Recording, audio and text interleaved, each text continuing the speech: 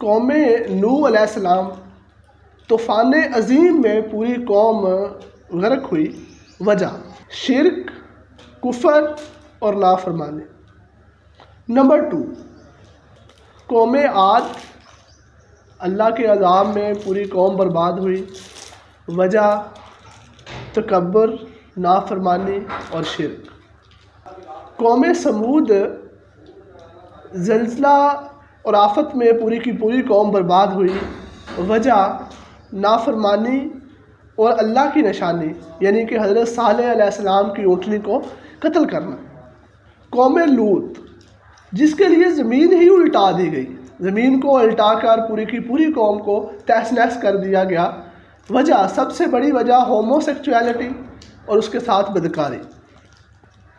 قوم فرعون جس پر کئی قسم کے عذاب نازل کیے گئے اور پوری کی پوری قوم وائپ آؤٹ کر دی گئی، اور اس کی وجہ کیا تھی کہ ظلم، دوسروں اور کمزور لوگوں پر خاص طور پہ ظلم کرنا اور خود کو خدا کہنا۔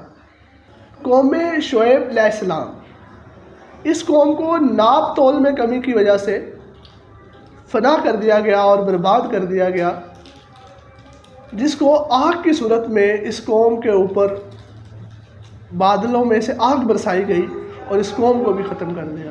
ان 5 سے 6 مثالوں میں ہم نے دیکھا کہ ماضی میں آپ صلی اللہ علیہ وآلہ وسلم کے ظہور سے پہلے کتنی اقوام کو ان کے اعمال کی وجہ سے برباد کر دیا گیا۔ اگر دیکھا جائے تو ان میں سے جو کامن تھا وہ شرک تھا، زیادہ تر قوموں کے اندر جو پایا گیا وہ شرک تھا، اس کے بعد نافرمانی تھی، اور اس کے بعد ناپ تول میں کمی تھی، بدکاری تھی۔ یہ وہ گناہ تھے جن پر ان کو دنیا میں ہی عذاب نازل کیے گئے۔ تو ہمیں چاہیے کہ ہم ان گناہوں سے جتنا ہو سکے بچ کے رہیں، ان سے جتنا ہو سکے دور رہیں۔